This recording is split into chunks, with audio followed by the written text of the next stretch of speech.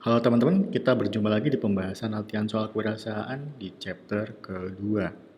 Nah, di materi awal ini kita akan membahas mengenai break-even point.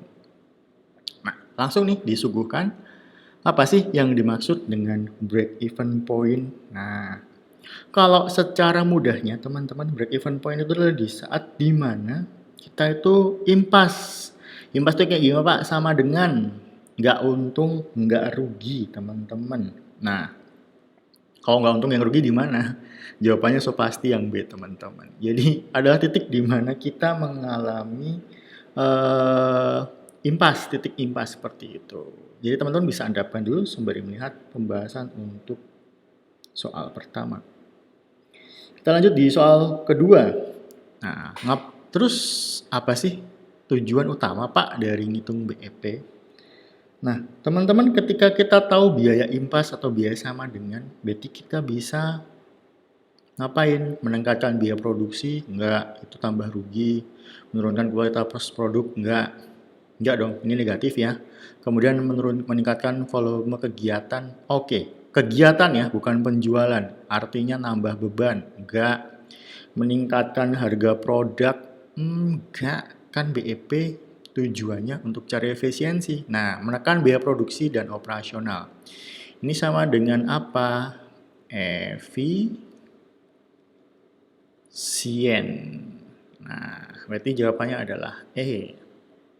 Teman-teman silahkan endapkan sembari melihat pembahasan untuk soal kedua. Kita lanjut di soal keempat. Apa yang termasuk dalam komponen break-even point? Nah, sebenarnya di sini udah paling lengkap yang B ya. Nah, tapi enggak. Kalau biaya operasional itu tidak mencakup semua teman-teman. Ini jelas ya, biaya tetap dan variabel. Jadi komplit dan lengkap. Biaya promosi, nah ini termasuk dalam biaya apa? Ini variabel nih, produksi juga variabel, distribusi juga ya. Jadi jawaban paling sesuai adalah B. Silakan teman-teman endapkan sembari melihat pembahasan untuk soal keempat. Kita lanjut di soal ke-12. Apa yang termasuk dalam taksiran harga jual? Taksiran itu artinya perkiraan teman-teman. Nah, terus nggak apa-apa, perkiraan tuh kayak gimana? Nah, di sini yang paling menjelaskan adalah D. Makanya di pembahasan yang pertama saya bilang HOTS ya, karena di sini logikanya yang paling masuk yang ini paling lengkap. Biaya tetap aja harusnya kan tadi ditambah biaya variabel. Berarti ini enggak, ini enggak. Yang mana Pak? Yang ini nih teman-teman, tetap dan variabel. Berarti ini udah pasti enggak. Kualitas produk, enggak dong. Ini enggak ada hubungannya sama harga jual. Nah, kuantitas mungkin bisa, kualitas juga mungkin bisa, tapi ini nggak ada hubungannya sama harga jual. Kemudian perhitungan biaya ditambah keuntungan bagi volume produksi. Nah ini paling masuk akal. Jadi keuntungan dibagi volume, nanti akan dapat yang namanya harga jual per pieces atau per unit. Bisa teman-teman akan tahu PCS ini per pieces. Penurunan volume produksi. Ini nggak masuk akal ya. Kita coret aja. Jadi jawabannya adalah D. Silahkan teman-teman endapkan sembari melihat pembahasan soal untuk nomor 12. Nah, tadi per pieces ya, kita sebut per pieces per unit. Nah, ini dia. Soalnya apa? Apa yang dilibatkan dalam perhitungan harga jual per unit. Nah, margin keuntungan, ya, itu ya. Nah, biaya tetap variabel, ingat ya, biaya tetap dan variabel ini jadi satu. Berarti ini enggak, teman-teman. Total pendapatan penjualan, kan kita harus ngitung per unit. Totalnya kayak gimana? Enggak. Karena tadi ini dijelaskan ya bahwa perhitungan total biaya keuntungan dibagi dengan volume produksi. Jadi ini pasti enggak. Jumlah produksi tadi juga enggak, karena ini saling berkaitan juga. Jadi yang berkaitan dua ya, ini dengan ini dan ini dengan ini. Jadi jawaban paling masuk akal adalah A, margin dari keuntungan. Silahkan teman-teman endapkan sembari membaca pembahasan untuk soal ke-13. Kita lanjut di soal ke-17. Apa yang perlu dilakukan perusahaan setelah melakukan perhitungan BEP? Kita ngambil BEP terus ngapain sih? Nah, mengabaikan hasil analisis, terus ngapain BEP-nya dilakuin kan? Enggak. Menambah lebih banyak lagi kelemahan? Enggak make sense. Mengurangi kekuatan? Enggak. Jadi lemah ya? Mengabaikan peluang pasar? Enggak. Nah, yang paling masuk akal di sini adalah teman-teman, Mengambil tindakan berdasarkan analisis. Jadi analisis sudah dilakukan, kita lakukan interpretasi seperti tadi yang dibahas di SWOT. Oke, teman-teman silahkan endapkan sembari melihat pembahasan untuk soal ke-17. Selanjutnya kita masuk ke media promosi. Jadi setelah melakukan analisis, melakukan SWOT, riset, dan sebagainya, kita lanjut ke tahap promosi. Promosi itu ngapain sih Pak? Marketing. Nah, manakah definisi berikut yang paling tepat untuk media promosi? Yang mana sih teman-teman? Alat yang diproduksi untuk memproduksi. Enggak, ini produksi. Berarti ini lebih ke manufacturing. Cara yang dilakukan pengusaha untuk menyampaikan, menyebarkan, menawarkan produk dan jasa. Good. Saluran distribusi yang digunakan untuk mengantarkan. Ini ekspedisi ya teman-teman, atau pengantaran. Strategi penetapan harga untuk menarik konsumen. Penetapan harga ini lebih ke diskon-diskon dan lain sebagainya. Enggak, ini diskon. Tenaga penjual bertugas untuk memasarkan. Ini marketernya atau si penjualnya. Jadi jawaban paling tepat adalah B. Silakan teman-teman endapkan sembari melihat pembahasan untuk soal pertama. Nah, promosi, tujuan utamanya ngapain sih? Nah, oke. Kita breakdown satu persatu ya. Meningkatkan brand awareness itu lebih ke arah branding ya, dari branding dari satu produk itu namanya branding. Berarti dia bukan promosi, enggak. Personal awareness teman-teman masih ingat tentang branding? Memperkuat citra itu bagian dari branding teman-teman. Kemudian meningkatkan loyalitas itu lebih ke arah consumer loyalty. Enggak, intinya tuh cuma pengen dibeli aja. Itu berarti enggak ya? Meningkatkan penjualan, iya tadi yang saya bilang pengen dibeli. Cuma jawaban benar enggak. Ini ada yang salah. Jadi ini enggak. Jawaban yang paling make sense adalah ini. Jadi tujuan utama promosi ngapain sih? Orang iklan, ya tujuannya biar penjualan naik, keuntungan juga naik teman-teman. Begitu. Silahkan diendapkan sembari melihat pembahasan untuk soal keempat.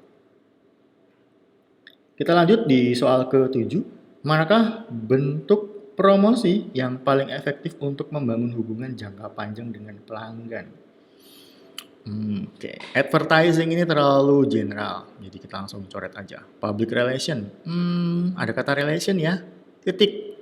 Personal selling, bisakah secara personal selling itu membangun hubungan jangka panjang? Enggak.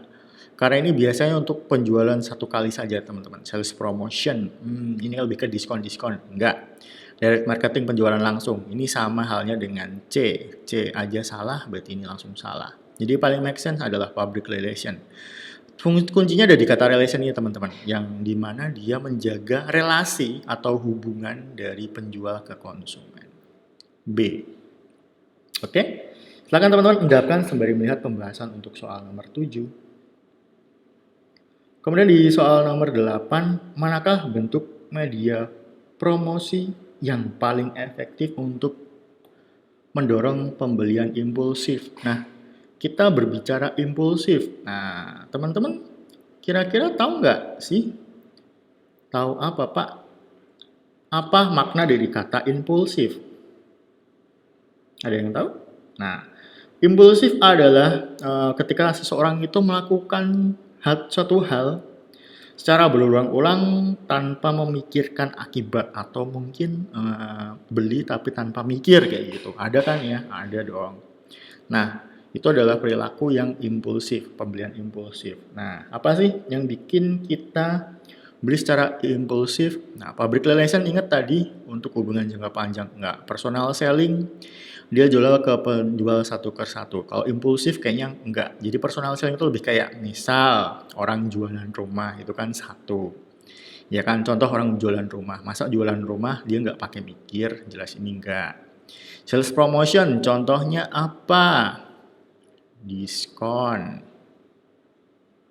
Misal, up to 70%. Wah, ini langsung beli. Berarti yes, ini centang. Direct marketing sama kayak tadi personal selling. Misal jualan rumah, dia nggak mungkin impulsif. No. Mulut ke mulut. Ini lebih ke pengaruh aja sih. Tapi biasanya kalau dari mulut ke mulut itu orang akan rasional. Jadi dia pakai mikir, enggak. Jadi yang paling masuk adalah sales. Jadi ketika diskon, kadang ada orang yang beli tapi dia tidak butuh barangnya. Nah, itu adalah pembelian impulsif, teman-teman.